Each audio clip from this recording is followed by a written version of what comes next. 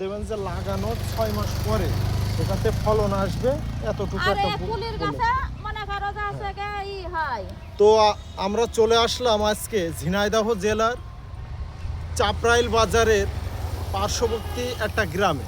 তো এখানে দেখুন কত সুন্দর একটা কুলির বাগান করেছে। তো এই কুল চাষে যারা উদ্যোক্তা হতে যাচ্ছেন, এটা নিয়ে একটা বড় ধরনের ব্যবসা করতে চাচ্ছেন, তাদের উদ্দেশ্যে বলছি। এই যে মুরব্বী এই চাচির কাছে শুনুন কতদিন পরে গাছ লাগানোর কতদিন পরে গাছে ফল আসবে। তো আপনি একটু বলে দেন। ওই 5-6 মাস পরের থেকে পেয়ারা গাছে ফুল এসে যায়। তো ওনার মুখেই শুনলেন 5-6 মাস পর থেকে এই গাছে ফুল হওয়া শুরু হবে। তো এই যে আমাদের পাশে চাচা রয়েছে, ইনারই বাগানটা, ইনি বলতে এই বাগানটা আপনার কতটুকু এরিয়ার পরে? এটা 22 কাঠা জমি করা। তো আপনারা শুনলেন এটা 22 কাঠা জমির উপরে, এখানে কতটা কুল গাছ আছে? এখানে আছে 310টা। তো আপনারা যারা এই কুল চাষ করে স্বাবলম্বী হতে চাচ্ছেন, দেখুন এখানে 310টা কুল গাছের চারা আছে। তো এখান থেকে আপনারা প্রচুর পরিমাণ কুল পাবেন। তা আপনার বার্ষিক কেমন টাকা এখান থেকে আসতে পারে?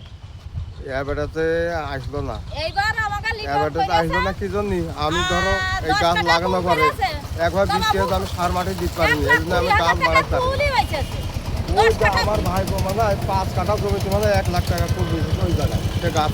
তো উনি বলছেন ওনার জমিতে এবার পানির জন্য একটু সমস্যা। হ্যাঁ, পানির জন্য উনি সেভাবে বিক্রি করতে পারেনি। তবে পাশে উঁচু জমিতে একজনের ফসল চাষ করেছিল, কুল চাষ করে সে প্রচুর পরিমাণ অর্থ সেখান থেকে লাভবান স্বাবলম্বী হয়েছে। বিরাট লাভবান হয়েছে। তো কিছু গাছগুলো আপনাদেরকে দেখায়, এই যে দেখুন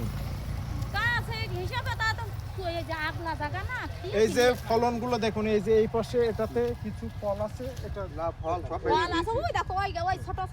সব ভেঙে দিয়েছে। এই যে এইটা দেখুন প্রচুর পরিমাণ কুল ধরে আছে।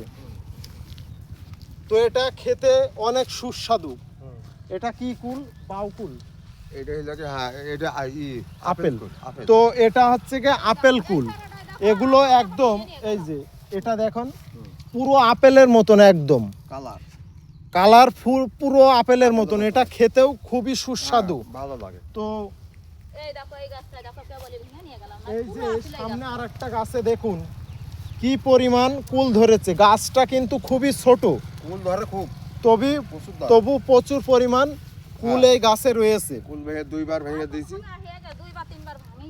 ভেঙে বেঁচে দিয়েছি। তো এগুলো আপনারা চাষ করে যারা একটা বড় কিছু করতে চাচ্ছেন, এই পিছনে গাছ, তারা তাদের উদ্দেশ্যে আমি বলতে চাই আপনারা একটু পরামর্শ নিয়ে অবশ্যই একটু উঁচু জমিতে এটা চাষ করবেন, তাহলে আপনাদের এখান থেকে একটা সফলতা অবশ্যই পাবেন আপনি।